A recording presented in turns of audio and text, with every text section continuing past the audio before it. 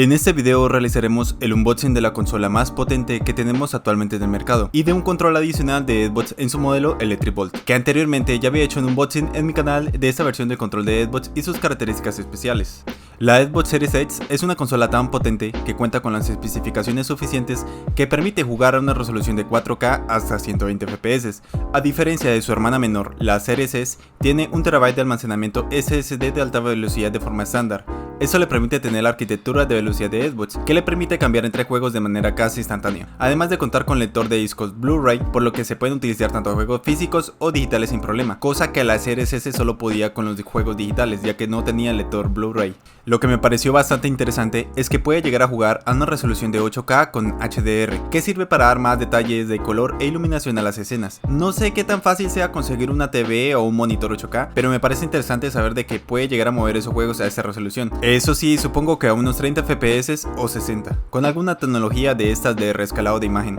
Pero no me sorprendería porque por ejemplo en la Series S he podido probar algunos juegos a resolución 4K 30 FPS. Así que en temas de optimización esta consola está muy bien lograda y el hardware que tiene da para este rendimiento. Comenzamos con el unboxing. El empaque es bastante sencillo. Viene la consola en una caja con una protección en poliestireno y como se observa viene forrada con un protector negro. Y tenemos otra caja donde están todos los demás componentes. Entre estos viene con un par de pilas Duracell, un control de Xbox Series XS Carbon Black, un cable de energía y un cable HDMI 2.1 de alta velocidad, que es necesario para poder jugar a 4K 120 FPS, porque si tenemos un cable estándar de 1.4 no podremos jugar a esa tasa de FPS por las características del cable que se requieren. Además el hardware tampoco lo permitiría. La consola estéticamente ocupa poco espacio y me parece bastante pequeña a lo que había visto en otros videos y reviews. Tiene un color estilo Carbon Black como el de sus mandos. En la parte superior tenemos la entrada de aire con un color verde entre sus ranuras. En la parte de abajo tenemos el botón para sincronizar los controles y un puerto USB 3.0 que sirve para conectar discos externos de almacenamiento, el control de Xbox por cable o en efecto algún otro periférico como el volante o así. En conectividad a internet tenemos Wi-Fi 5 y conexión por cable Ethernet Gigabit. Lo que me parece raro es que tenga Wi-Fi 5 como la Series S y no Wi-Fi 6 como si tiene la PlayStation 5.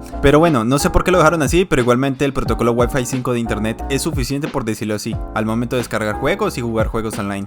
La consola se puede configurar fácilmente desde la aplicación de Xbox, por lo que para quienes no saben cómo configurarla, será más sencillo hacerlo desde cualquier smartphone. Solo tienen que sincronizarlo con el código que muestra la pantalla de la consola, que como vieron, esta versión se trajo desde el mercado de Japón.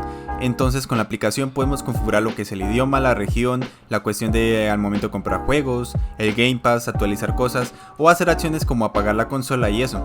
Respecto a la interfaz de usuario sí veo que es bastante intuitiva, como había hecho anteriormente en el unboxing de la Series S. Luego de un rato se aprende cómo manejar el menú y todo este apartado, así que podemos decir que no tenemos pierde en esta configuración. Eso sí, debemos sincronizar nuestra cuenta de Microsoft para hacer toda esta parte de la instalación de juegos y aplicativos. Como les decía, se puede apreciar que es una caja negra literal.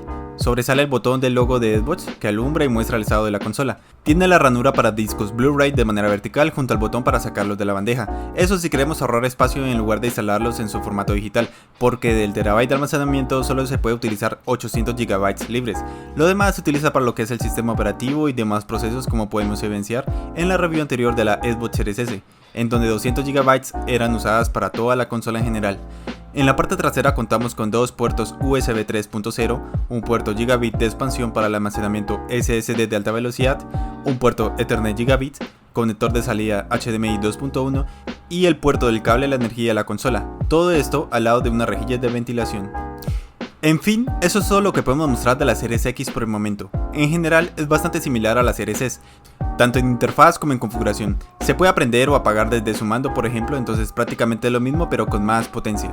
Obviamente es la consola más potente si la comparamos con la PlayStation 5, que es un poco menos potente, pero su punto fuerte es que puede hacer uso del Game Pass, lo que permite jugar a una enorme cantidad de juegos de última generación solo pagando la suscripción y ya, lo cual me parece muy conveniente a diferencia de la Play 5, que no tiene esta ventaja y los juegos son más caros. Eso fue todo por este video. En la descripción dejaré el enlace del unboxing de la Series S Carbon Black Edition por si les interesa. Espero les haya servido y gustado este video. Si les gusta pueden darle like y compartirlo para más novedad. Muchas gracias, listo pues, pico y chao.